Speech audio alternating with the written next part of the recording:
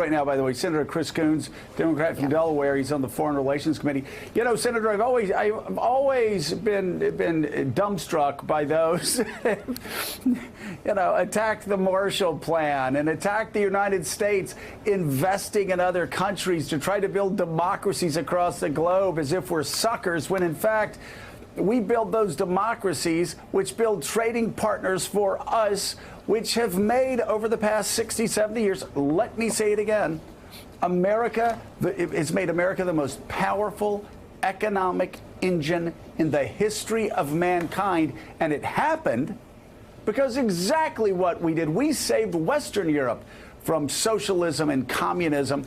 And we built these huge trading partners across Asia by investing in rebuilding those economies. That's right, Joe. On the wreckage of the Second World War, when the United States stood astride the globe, we were the only nuclear power. We had 90% of the world's manufacturing capability. Rather than imposing ourselves on the world in a colonial way, we invested massively in rebuilding Japan and Western Europe. And as a result, we got lots of allies and partners, countries that were reshaped in a way that reflected our values and priorities. And for decades, we have benefited from Germany and Japan being revitalized partners of ours, countries that now share our democratic values.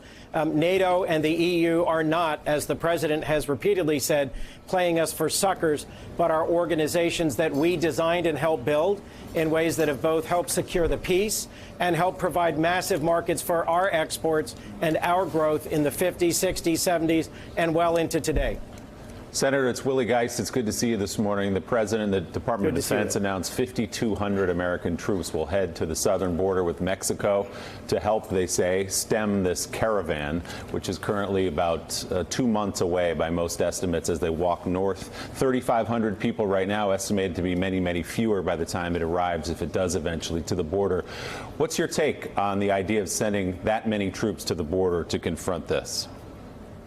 Well, that's as many troops as we have deployed in the fight against ISIS. And I'll tell you, it is not the right comparison. And this is an attempt to distract us from the votes that are to be cast just a week from today in our election.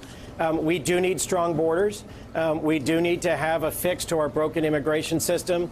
But mistakenly declaring a national emergency based on a slow-moving group of a few thousand women and children desperately fleeing violence in Central America and heightening that fear, stoking that fear by sending thousands of our troops to the border, where by law those troops really won't be able to do that much to help the Border Patrol, I think is an attempt at distracting us from what is the very real threat that millions of Americans will lose access to health care if the Republicans retain control of the House and the Senate and are able to move ahead with another attempt to repeal the protections of the Affordable Care Act. There are things that concern working Americans, like losing access to health care.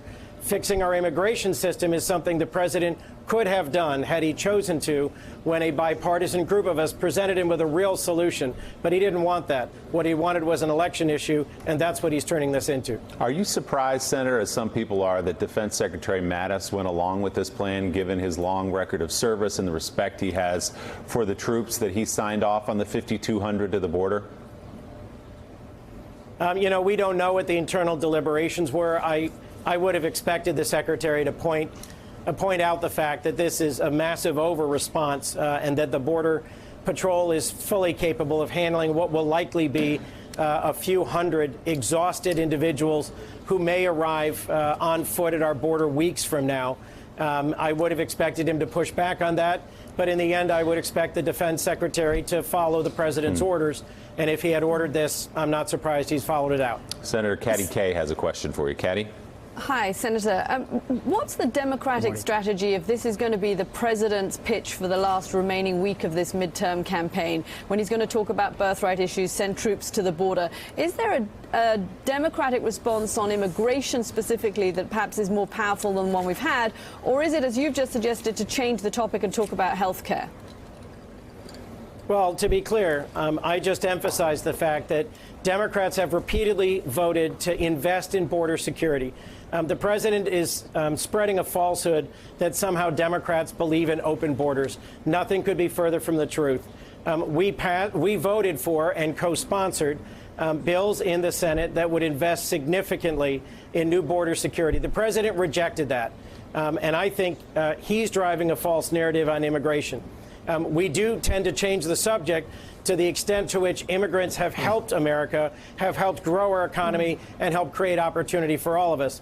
But what I'm hearing, Caddy, up and down my state here in Delaware, and as I've gone and campaigned in other states, is the level of anxiety and concern about losing health care that really is driving people to the polls. So if I've got a closing message this week, it's to urge people to pray, to be concerned, but to act, to get up off their couches, to stop texting and tweeting, and to go vote. And at the end of the day, I think if people vote their hopes and their concerns, they'll vote Democrat. Senator, it's Richard Haas here. It wasn't that long ago that we were all talking about Saudi Arabia and the apparent murder of Jamal Khashoggi in Istanbul. What do you see you and your colleagues doing about Saudi Arabia when you come back into session? In particular, do you think there'll be a serious bipartisan movement to either limit arms sales to Saudi Arabia or how they can be used in Yemen?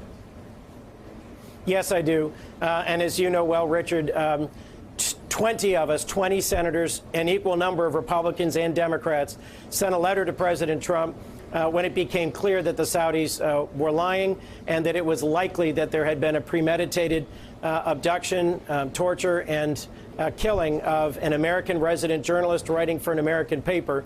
We sent a letter to the president triggering the Global Magnitsky Act, which requires him to conduct an investigation and then either impose sanctions on those responsible for this human rights violation or to explain to the Senate why he won't act.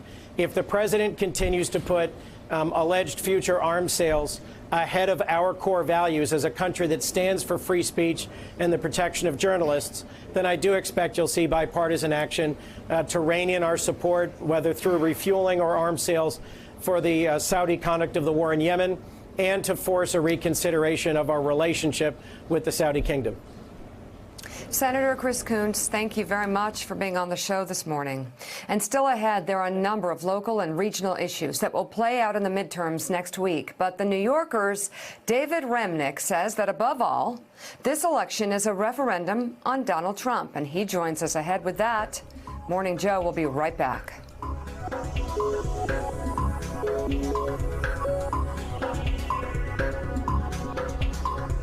Thanks for checking out MSNBC on YouTube, and make sure you subscribe to stay up to date on the day's biggest stories. And you can click on any of the videos around us to watch more from Morning Joe and MSNBC. Thanks so much for watching.